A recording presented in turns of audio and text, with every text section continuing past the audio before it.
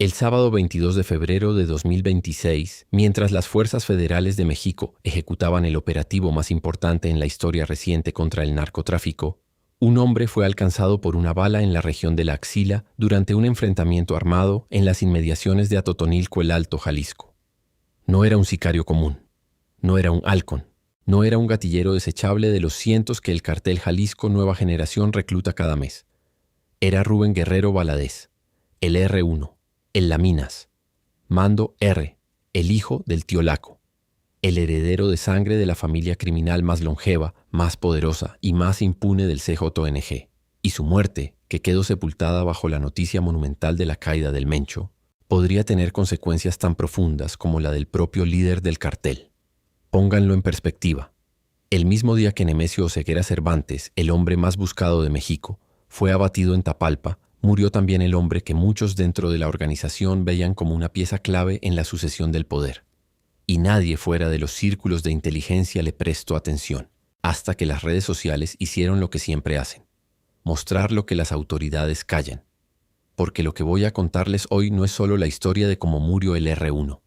Es la historia de cómo una familia de ganaderos de un pueblo perdido de Michoacán construyó en 3 décadas un imperio criminal que sobrevivió a guerras, a detenciones, a la muerte de sus propios fundadores, y que hoy, incluso después de perder a su heredero más visible, sigue operando con una impunidad que debería indignar a cualquiera que escuche estas palabras. Y si se quedan hasta el final, van a entender por qué la muerte del R1 no es el cierre de un capítulo. Es el inicio de algo mucho peor. Pero para que entiendan quién era realmente Rubén Guerrero Valadez, necesito llevarlos atrás. Mucho más atrás de lo que los medios están reportando. Necesito que conozcan a su familia. Necesito que entiendan que esta historia no empieza en febrero de 2026. Empieza hace más de 30 años, en un rancho polvoriento en la frontera entre Jalisco y Michoacán. Vamos por partes. La familia Guerrero no nació en el narcotráfico. Nació en la ganadería. Heraclio Guerrero Martínez. El hombre al que todos conocen como el tío Laco es originario de Tinaja de Vargas, una comunidad del municipio de Tanguato, en la zona más caliente de Michoacán. Tiene más de 70 años, más de 30 de ellos dedicados al crimen organizado. Comenzó, como tantos en esa región, con el robo de ganado. Después vinieron la extorsión, el secuestro, la toma de tierras. Y eventualmente, lo inevitable, el tráfico de drogas y el huachicol. El robo de combustible que se convirtió en una de las fuentes de financiamiento más redituables del CJNG. Pero Heraclio no estaba solo. Su hermano Javier Guerrero Martínez fue su mano derecha durante años. Y Javier tenía algo que Heraclio no: una relación directa, de compadrazgo, con Nemesio Oseguera Cervantes, con el Mencho. Juntos, los Guerrero y los Oseguera empezaron a combatir a los caballeros templarios que dominaban Michoacán a sangre y fuego. Esa guerra forjó una alianza que no era solo de negocios, era de sangre, hasta que en diciembre de 2011 Javier Guerrero Martínez fue asesinado en un enfrentamiento con los templarios. Su muerte no destruyó a los guerreros, los transformó. El Mencho, que ya era el líder indiscutible del CJNG, hizo algo que en el mundo del narcotráfico tiene más peso que cualquier contrato. Se convirtió en padrino de los 3 hijos de Javier. Adrián Alonso Guerrero Covarrubias, conocido como el 08. Javier hijo, el Javi, y Leonardo. A partir de ese momento los Guerrero y los Oseguera no eran socios, eran familia, compadrazgo, sangre ritual. Y mientras los primos Guerrero Covarrubias crecían bajo la protección directa del Mencho, al otro lado de la familia, Heraclio formaba a sus propios hijos. Rubén Guerrero Valadez, el primogénito con una mujer de apellido Valadez, empezó a escalar posiciones desde joven. Le pusieron el alias R1, Mando R. Después vendría el Laminas. No importaba cómo lo llamaran. Lo que importaba era lo que representaba: la siguiente generación. El heredero de un apellido que en la frontera Michoacán-Jalisco significaba muerte, poder y silencio. El R1 no heredó solo un nombre, heredó un ejército. Formó su propio grupo de sicarios bajo un nombre que suena sacado de una película pero que era terriblemente real: Fuerzas Especiales Mando R. Un grupo operativo que actuaba en la región limítrofe entre ambos estados, ejecutando órdenes directas del tío Laco y coordinándose con la estructura mayor del CJNG. Su liderazgo se consolidó tras años de enfrentamientos, territorios arrebatados, plazas controladas y rivales eliminados. Y no estamos hablando de un territorio menor. Los guerreros operan en municipios de Michoacán que incluyen Cotija, Zamora, Erongaricuaro, Ecuandureo, La Piedad, La Barca, Zacapú, Chilchota, Yurecuaro y Vista Hermosa. En Jalisco, Villa Purificación, Autlán de Navarro, Mazamitla, Tamazula, Tonaya y toda la región de los Altos donde se ubican Arandas y Atotonilco.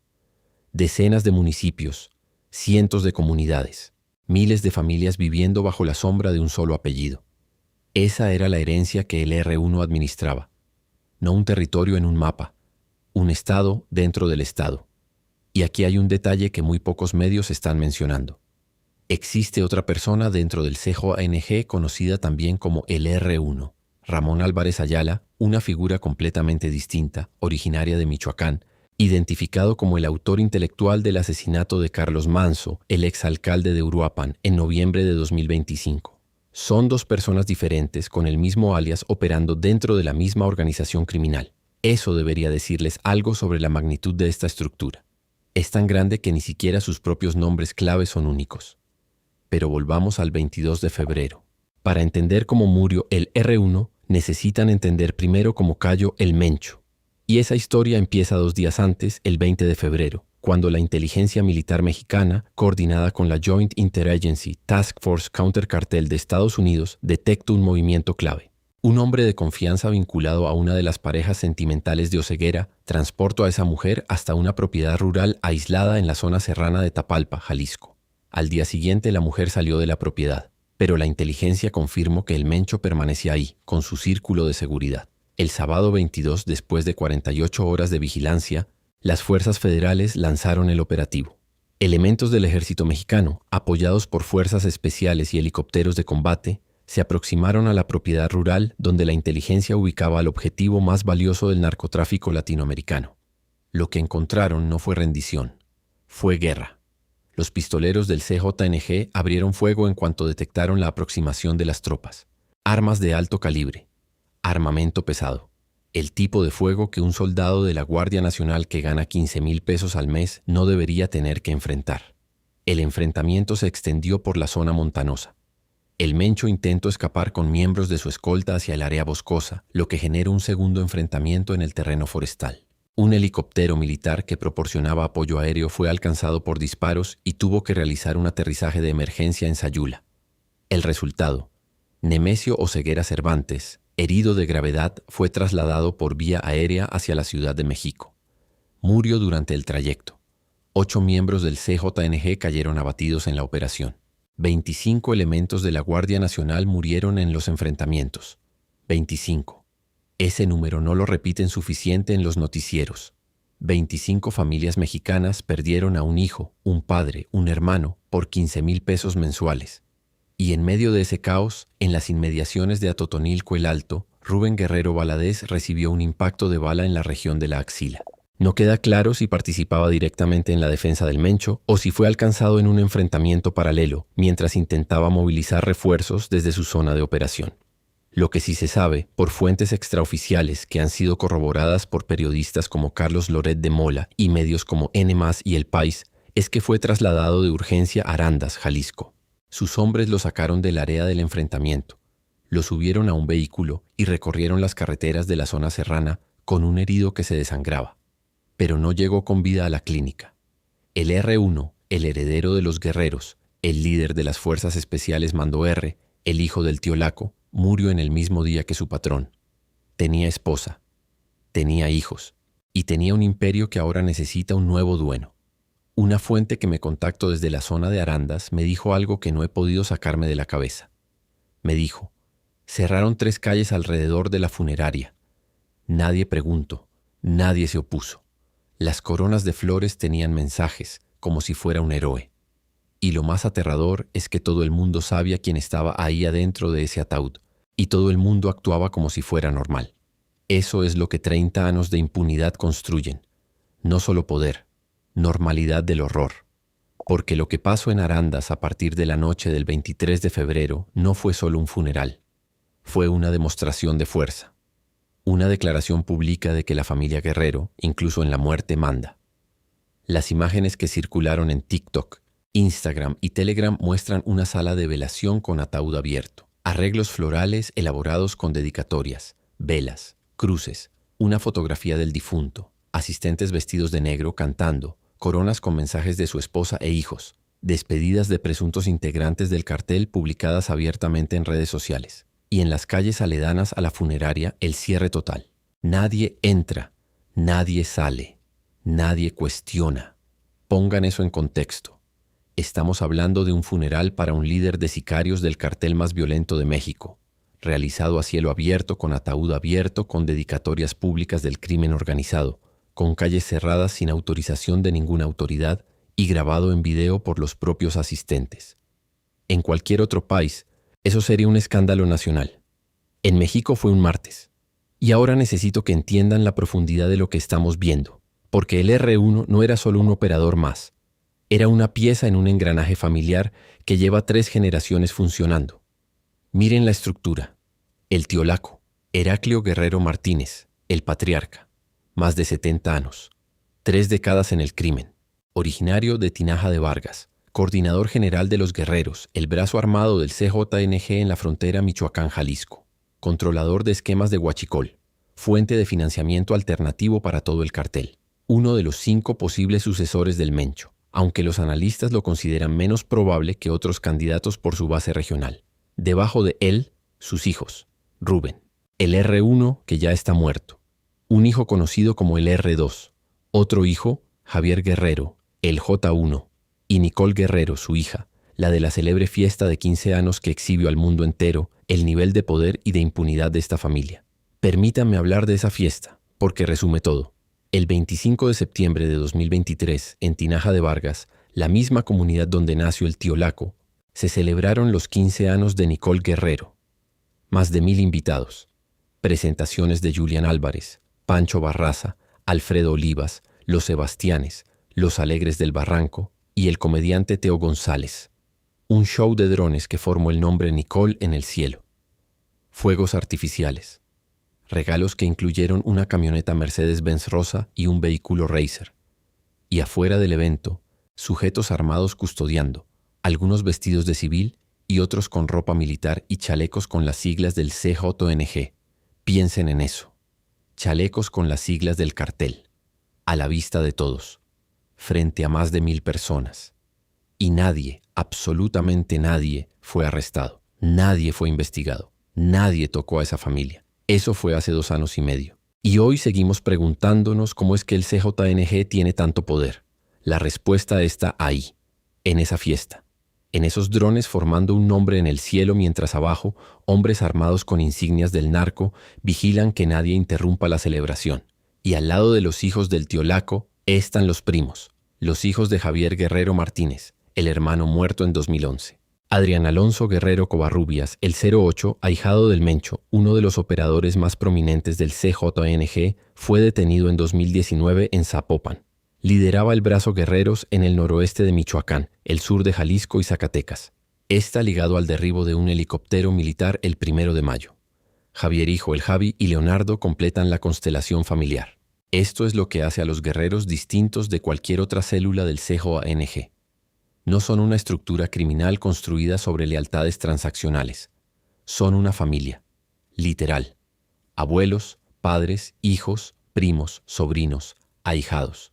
3 generaciones operando en el mismo territorio, heredando plazas como otros heredan ranchos, pasando el mando de padre a hijo como una empresa familiar. Solo que esta empresa mueve drogas, roba combustible, secuestra alcaldesas y asesina a quien se interponga. Hablando de alcaldesas. En septiembre de 2023, el mismo mes de la fiesta de 15 años de Nicole, Yolanda Sánchez Figueroa, presidenta municipal de Cotija, Michoacán, fue secuestrada al salir de un centro comercial en Zapopan, interceptada por hombres armados, retenida durante 3 días. Liberada cuando la Guardia Nacional localizó el vehículo.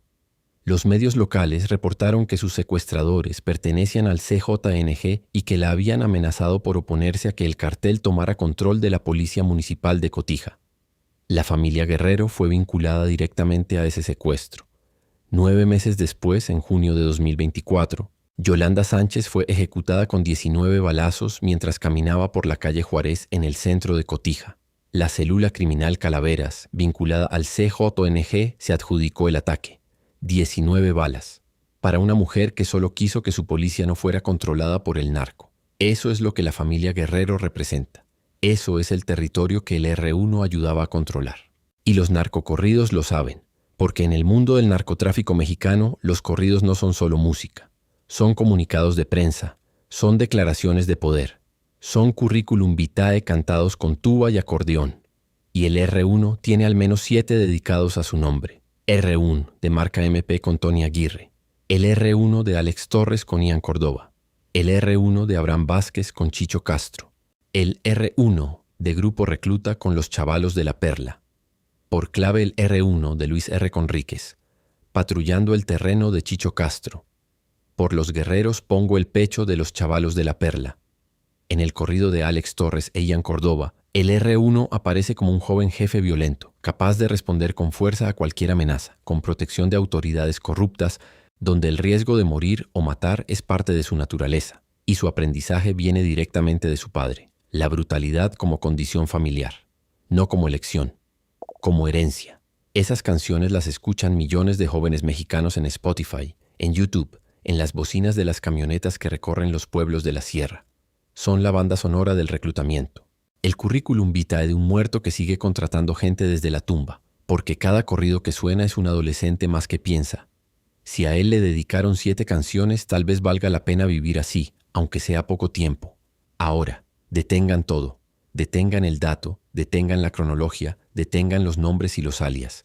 Necesito que procesen lo que acabo de contarles. Una familia que lleva 3 generaciones en el crimen, que hizo una fiesta con 1000 personas y drones del cartel hace 2 años y nadie fue tocado, que secuestró y después mandó asesinar a una alcaldesa, que tiene 7 narcocorridos dedicados a uno solo de sus hijos, que formó su propio escuadrón de sicarios, que controlaba decenas de municipios entre 2 estados, que el día que su heredero murió, cerró calles para velar el cuerpo con ataúd abierto y flores del cartel. Y durante 30 años el Estado mexicano no pudo, no quiso o no supo desmantelarla. Una persona cercana a las familias afectadas por los guerreros me compartió algo que llevo clavado. Una madre que lleva 2 años buscando a su hijo de 19, reclutado con la promesa de trabajo en un rancho. Me dijo, mi hijo tenía 19 años cuando le dijeron que le iban a dar trabajo. Nunca volvió. Y ahora veo ese funeral en la televisión, con flores y canciones, y mi hijo no tiene ni una tumba donde yo pueda llorar. Eso es la otra cara del funeral de Arandas. Mientras le cantan al R1 con coronas de flores, hay madres en Michoacán que no tienen ni un lugar donde poner una vela por sus hijos desaparecidos. Ahora hablemos de lo que viene, porque la muerte del R1 no ocurrió en el vacío, ocurrió el mismo día que murió el Mencho, y eso cambia absolutamente todo. El control de Nemesio Oseguera sobre el CJNG era excepcionalmente centralizado. A diferencia de otros carteles con múltiples centros de poder, el CJNG giraba en torno a su líder. No hay un sucesor claro con autoridad comparable. Los analistas de seguridad identifican 5 posibles candidatos. Juan Carlos Valencia González, el 03, hijastro de Mencho y sucesor lógico por línea familiar. Ricardo Ruiz Velasco, el R, uno de los comandantes de más alto rango. Audias Flores Silva, el jardinero, otro líder experimentado. Hugo Mendoza Gaitán, el sapo. Y Heraclio Guerrero Martínez, el tío Laco, padre del R1. Pero aquí está la paradoja. El tío Laco acaba de perder a su hijo más poderoso. El 08, su sobrino y ahijado del Mencho, está preso desde 2019. Su base territorial, aunque significativa, es más regional que nacional. Los otros candidatos tienen alcance más amplio. Y sin embargo, los Guerrero llevan 30 años sobreviviendo a todo. A la muerte de Javier en 2011. A la detención del 08 en 2019. Y ahora a la muerte del R1 en 2026. La familia no se ha desintegrado nunca, solo se ha reagrupado, lo que los analistas no quieren decir en voz alta, pero que cualquiera con fuentes en la región sabe, es que el R2 y el J1 siguen operando. La estructura de las Fuerzas Especiales Mando R no desaparece porque su fundador muera. El apellido Guerrero sigue pesando en la frontera Michoacán-Jalisco como ha pesado durante 3 décadas. Y un hombre de 70 años que ha visto morir a su hermano, encarcelar a su sobrino y ahora enterrar a su hijo, no se retira, se radicaliza. Y mientras tanto, La represalia del CJNG por la muerte del Mencho ya desató el caos. 250 bloqueos carreteros en 20 estados, vehículos incendiados, camiones de carga secuestrados para obstruir vías, tiroteos reportados cerca del aeropuerto de Guadalajara. Es la demostración de fuerza más grande que una organización criminal ha ejecutado en México en años. Y eso fue antes de que se definiera quién manda ahora. Lo que viene es una guerra de sucesión. Y las guerras de sucesión en el narcotráfico mexicano no se resuelven en salas de juntas. Se resuelven en emboscadas, en balaceras a medianoche, en cuerpos colgados de puentes con mensajes escritos en cartón. Cada vez que un líder cae, la disputa por su trono genera más muertos que la operación que lo eliminó. Paso con el Chapo, paso con los Beltrán Leiva, paso con los Zetas, y ahora va a pasar con el CJNG. Y en esa guerra, la muerte de LR1 es un factor desestabilizador que nadie está midiendo correctamente. Porque no solo elimino a un operador, elimino al puente generacional entre el tío Laco y el futuro del brazo armado más antiguo del CJNG. Y cuando ese puente se rompe, alguien tiene que llenarlo. Y la forma en que se llena, en el mundo del narcotráfico, siempre es con sangre. Más sangre, de la que ya no cabe en los noticieros. Un maestro de escuela primaria que da clases en zona rural de Michoacán, a pocos kilómetros de donde opera la familia Guerrero, me dijo: los niños ven los narcocorridos, ven la fiesta de 15 años con drones y camionetas, y yo intento convencerlos de que la escuela vale la pena con un gis en la mano y un salario de miseria. ¿Quién creen ustedes que gana esa disputa? No me hizo una pregunta, me hizo una declaración, y esa declaración es el corazón del dilema que necesitamos enfrentar. Porque es fácil celebrar la muerte del Mencho y del R1. Es fácil decir que la justicia ganó. Es fácil aplaudir al ejército que arriesgó todo en Tapalpa. Y hay argumentos genuinos para hacerlo. El R1 era un operador violento. Comandaba un escuadrón de sicarios. Su familia está vinculada al secuestro y asesinato de una alcaldesa. Los narcocorridos lo celebraban como un joven capaz de responder con fuerza a cualquier amenaza. Su eliminación, junto con la del Mencho, representa el golpe más significativo al CJNG en su historia. Alguien tenía que actuar. Pero también es necesario preguntarse a qué costo. 25 guardias nacionales murieron ese día. 25 familias que hoy están rotas. Soldados que ganaban 15,000 pesos al mes, menos que un mesero en un restaurante de Polanco, enviados a combatir hombres con armamento que rivaliza con el de Fuerzas Armadas de países enteros. Y al día siguiente, la familia del sicario le hizo un funeral con ataúd abierto, flores y canciones, mientras las familias de los soldados recibieron un telegrama. Y miren más allá. La muerte del R1 no desmanteló a los guerreros. El tío Laco sigue vivo. El R2 sigue operando. El J1 sigue en posición. La máquina familiar no se detiene porque pierda una pieza, porque tiene piezas de repuesto, formadas desde la cuna, criadas entre narcocorridos y fiestas de 15 años con drones. Entrenadas para heredar el mando como otros son entrenados para heredar el rancho. Y el Estado lo permitió. Durante 30 años. Permitió las fiestas. Permitió los funerales. Permitió que una familia operara con chalecos del CJNG a la vista de 1,000 personas. Permitió que una alcaldesa fuera secuestrada y después ejecutada por oponerse al cartel. Y ahora celebra la muerte del R1 como una victoria. Una victoria contra un hombre que el propio Estado dejó crecer, prosperar y multiplicarse durante 3 décadas. Una activista que documenta desapariciones en la zona Jalisco-Michoacán me lo puso de la forma más clara que he escuchado. Me dijo: la familia Guerrero es el CJNG en carne y hueso.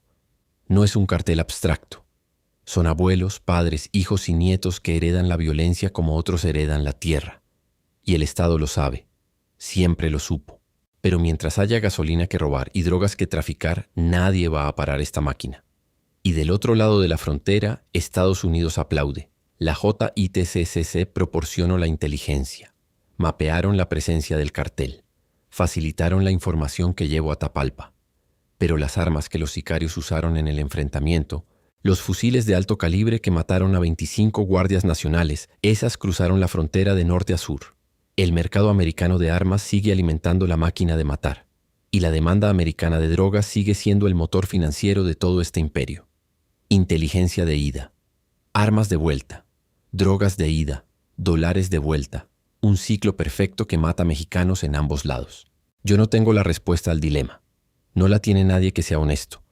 Lo que tengo es una certeza incompleta y una pregunta que no me deja dormir. La certeza. Este operativo fue necesario. El Mencho y el R1 representaban una maquinaria de muerte que no podía seguir operando sin consecuencias. Pero la pregunta, si 30 años no fueron suficientes para desmantelar a una sola familia criminal, ¿cuántas décadas más eran necesarias para ganar una guerra que quizá nadie quiere realmente ganar? Porque mientras celebramos la caída de 2 nombres, la lista de los que están formados para reemplazarlos ya tiene candidatos, y algunos de ellos ni siquiera tienen edad para votar. Y ahora les pregunto directamente, ustedes que están escuchando esto, ¿ustedes creen que la muerte del R1 cambia algo real en la zona Michoacán-Jalisco? ¿Creen que el tío Laco, un hombre de más de 70 años que acaba de enterrar a su hijo, va a retirarse? ¿O va a radicalizar lo que le queda de su estructura para vengarlo? ¿Creen que en algún rancho entre Tanguato y Arandas, esta noche, un adolescente de 14 años no está decidiendo si sigue yendo a la escuela o acepta la oferta que le hizo alguien de las Fuerzas Especiales Mando R? ¿Y creen que el próximo video del funeral de un narco va a tener menos flores, menos canciones, menos calles cerradas que el de Arandas? Esto es lo que necesitan recordar. El 22 de febrero de 2026, el Estado mexicano mató al líder del cartel más violento del país. En ese mismo operativo murió el hijo de la familia criminal más longeva del CJNG, y al día siguiente esa familia le hizo un funeral público, con ataúd abierto, con dedicatorias del cartel, con calles cerradas, sin que ninguna autoridad interviniera. En un solo fin de semana, México demostró que puede matar al líder de un cartel y que no puede impedir que el cartel le rinda honores a sus muertos en la calle. Esa es la radiografía perfecta de esta guerra.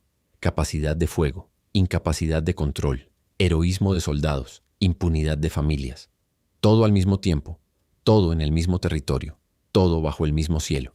Y mientras ustedes escuchaban esto, en alguna comunidad rural entre Michoacán y Jalisco, alguien estaba preparando la siguiente generación de guerreros, no con armas, con narcocorridos, con fiestas de 15 años, con la promesa de que el apellido pesa más que la ley. Ese es el enemigo real, no el sicario que cae con una bala en la axila, sino el sistema que lo fabricó, y ese sistema sigue intacto. Si esta información les pareció importante, si creen que esto es algo que la gente necesita escuchar, dejen su like. No es un botón, es una forma de decir que esto importa, que 25 soldados muertos importan, que una madre buscando a su hijo importa, que la impunidad de 30 años no puede seguir siendo normal. Suscríbanse y activen la campana porque en los próximos días voy a revelar lo que está sucediendo ahora dentro del CJNG, las movidas de los 5 candidatos a sucesor, las reuniones que ya están ocurriendo, y una información sobre la reacción de los guerreros sobrevivientes que no van a encontrar en ningún noticiero. Lo que viene es peor que lo que les acabo de contar. Y necesitan estar preparados. Nos vemos mañana. Cuídense mucho.